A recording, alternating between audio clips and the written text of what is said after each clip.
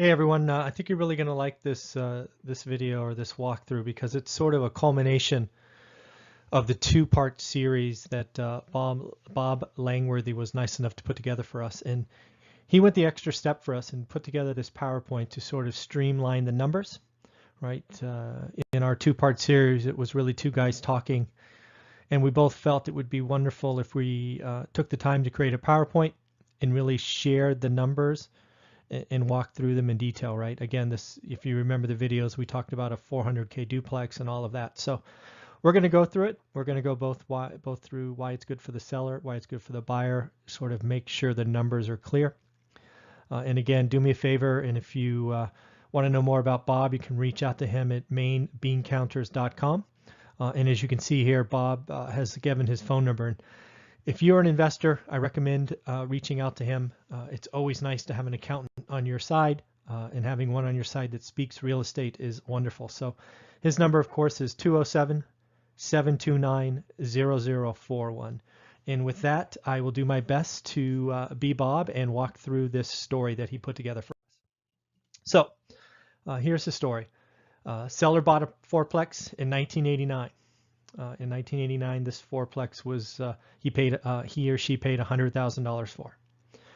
The following year, call it capital improvements, he put in an extra $50,000, which raised his total basis to $150,000. Over those 30 years, he has depreciated that property, and as you'll see in a minute, what that all means. So over 30 years, it's rented out, all 4 units. Which means the depreciation that he's captured totals $115,000.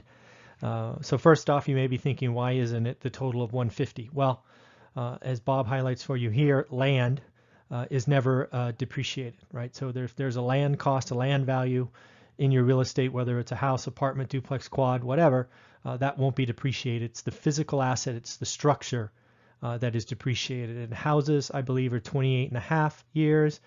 Commercial, which in the landlord space is 5 years and above, I believe it's 39 years. So slight different calculations. But again, 30 years, fully depreciated. Cost basis of this asset now for this investor is $35,000. Now the building is worth, right? Fast forward 30 years, it's 2019, right? Again, 2019, 30 years later, it's worth $400,000. The landlord has decided that he no longer wants to be active management. He's just, I don't know, too old, too tired, wants to travel, wants to reap the rewards of everything real estate.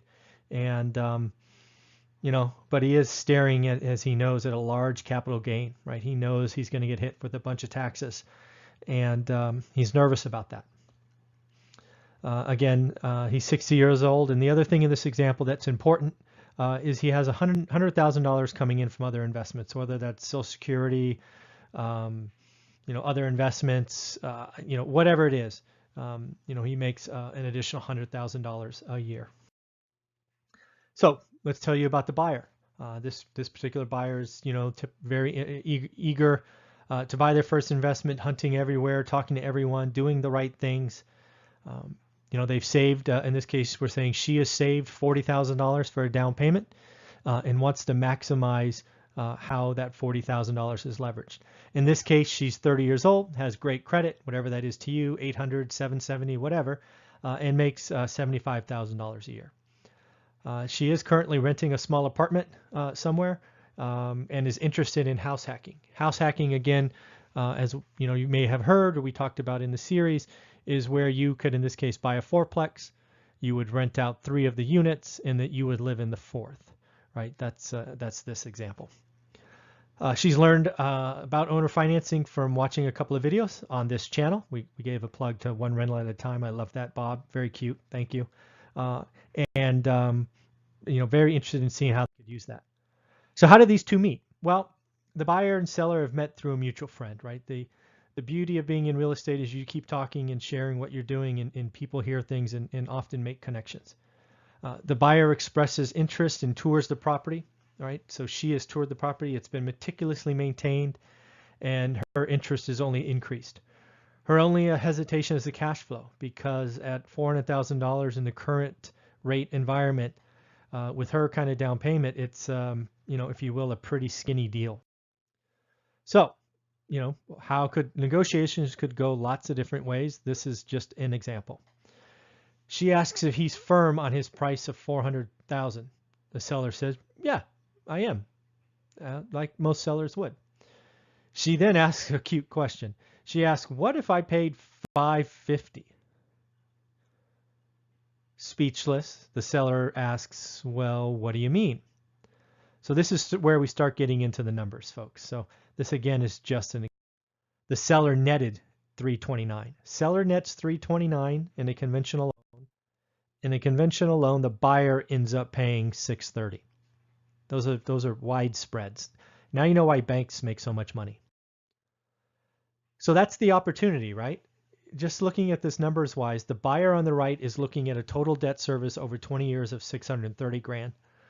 The seller is looking at a day one, day zero, whatever you want to call it, net walkaway money of $329. There's a huge spread between that, right? If the seller doesn't need the money right away and is comfortable taking installment loans, go back to video 1 of this series and listen to that, where we talk about installment loans. They can net significantly more money. So, what if the buyer agreed to sell for $400,000? The down payment was $40,000, just as we shared she was able to save. We're going to say the mortgage then is $360,000, right? Simple math. We're going to change the term from 20 to 25 years. We're going to say the rate is now 3%. That brings the payment down to $1,707, right? It was over $2,000 before, if you remember. That brings annual debt service down to $20,000, almost $500, and a total mortgage over the life of the loan of $552,000 from the buyer side. From the seller side, let's look at it this way, right? Same idea, right? Same $100,000 purchase, $50,000 improvements, depreciation, sell for $400,000.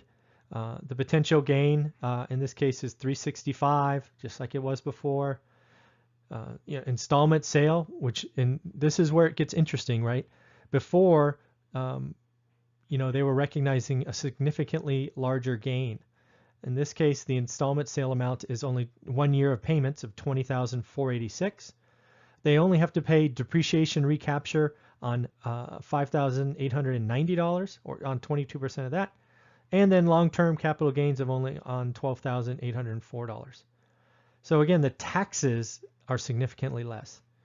Net cash to the seller after all said and done in payments and all of that is going to be $471. I'll call it $800. Right? So significantly more net cash to the seller. Right? Before, I think it was just about $330,000. So over the life of the loan, just because this seller was willing to take his money over time, in this case, I believe it was 25 years, as opposed to day one or day zero, however you look at that, the seller walks away with a lot more money. So again, this really boils down to understanding when people, as we talked about in series 1, when do people need the cash? Do they need the cash urgently? Or are they just going to let it sit in a money market account or whatever? Right? Have the discussions, make that relationship. So again, just in summary, seller gets an additional $142,000 in cash. Now that's in cash over 25 years. So yes, that's fair.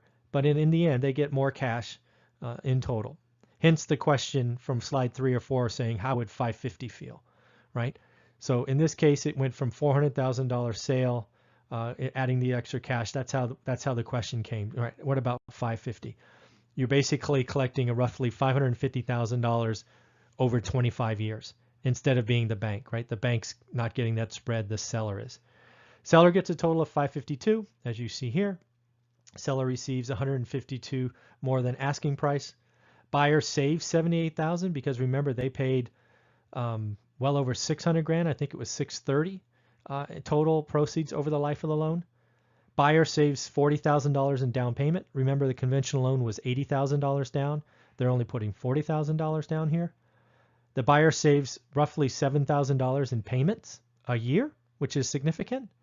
And cash flow is $585 to the positive, which probably means they can house hack this fourplex and live near, if not all, rent-free.